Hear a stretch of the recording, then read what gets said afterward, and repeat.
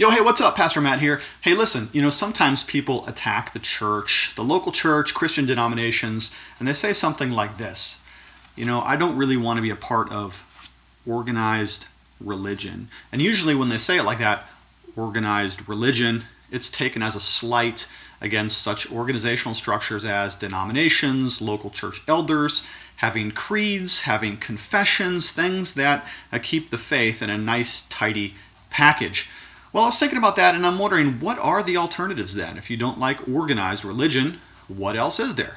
Actually, there are three alternatives, and I want to put them up on a little chart for you this morning and ask you which of the following three options you would prefer to organized religion. So here they are. Let me get out of the way. Organized religion, of course, would be the local church, Christian denominations, things like that. But the exact opposite would be disorganized irreligion. How does that sound? Like that one? Or you could have organized irreligion. We'll talk about that in a second. And then finally, there's disorganized religion. So those would be the four options, the four logical possibilities. Let's talk for a second about each one of those. Well, first of all, let's go to the exact opposite of organized religion, and that would be disorganized irreligion. Doesn't that sound fun?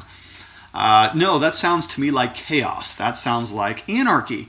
That sounds like people throwing bricks through windows. That sounds like people storming the gates of the institutional structures, knocking them down, burning cars, flipping trucks, looting the stores, rummaging through Walmart. Take what you want. Hey, if disorganized irreligion sounds appealing to you, then what can I say? We all have our preferences, right? Well, no, I think a lot of us would probably say there's something better than that. So let's go to another alternative, and that would be organized irreligion.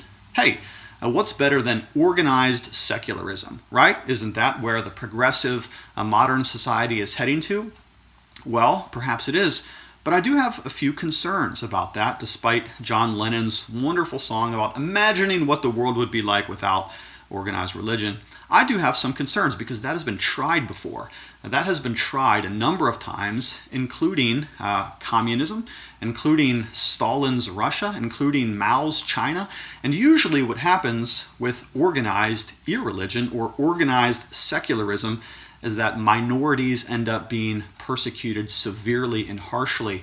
And many of those minorities tend to be religious groups or ethnic religious subgroups and classes. You think, for instance, of the Nazis in the 1930s and 40s persecuting the religious minority of the Jewish people. So if communism sounds good to you, if organized irreligion, highly organized, highly centralized secularism sounds like a viable option, then perhaps it is.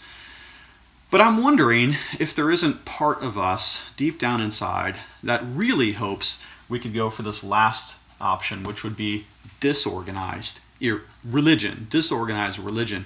That would be to say, I get to create my own beliefs. I don't want anybody governing me. I don't want anyone telling me what I should do, how I should live my life, what sort of ethical or moral framework to which I should abide. I don't want creeds, doctrines, dogmas. I want to make my own way in the world. And if that sounds appealing to you, perhaps it does. But I can't help but wonder if the reason that we prefer disorganized religion, that is to say, I want to make my own way, my own faith, my own belief structure, my own life, is that deep down inside we all want to really be our own God. We really want to believe whatever we want to believe. We want to live however recklessly we want to live and to create our own worldview. If that's you, I can't help but wonder if there isn't perhaps this mini-God complex that we all want to control and rule our own destinies. And unfortunately, I think that goes very much counter to the spirit and truth of what real religion is. Because real religion, after all, is believing those things that have been revealed by God to us, the principles in our Old and New Testaments. And fortunately, those things actually do teach us that we are to be involved in local churches with particular sets of faith, belief, and doctrine, and organizing together for the good of both our families and our society and for the worship and glory of God. All right, so those are the four options. You pick yours. I'm going to go ahead and go with organized religion if you don't mind, but the other 3 options are out there for you as well. Hey, if this video was helpful for you, you can subscribe to my YouTube channel where I put out theology stuff, book and Bible reviews, other things like that. But what I'd really like, it would be really cool, is if you would subscribe to this channel right here on YouTube, which would be Faith Evangelical Presbyterian Church, where I preach the good news of the gospel through expository sermons every Lord's Day. Love you lots. Thanks for checking in. Talk to you later.